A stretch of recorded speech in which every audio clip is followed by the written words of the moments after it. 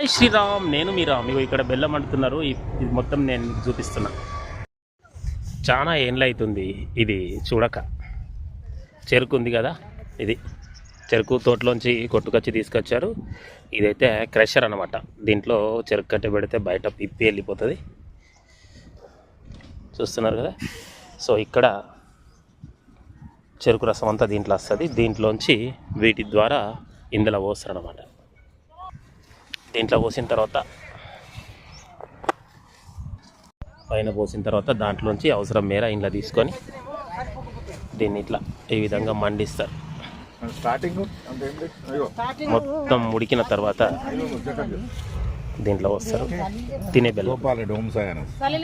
తినే బెల్లం ఇదే.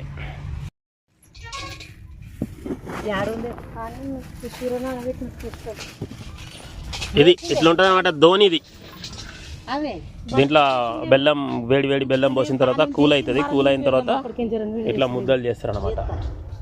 నేచర్, ఏం కెమికల్స్ ఏం కలవని అనమాట. మంచిగా తినడానికి చాలా సూపర్ ఉంటుంది. ఎంత బాగుంటుందో చూద్దాం.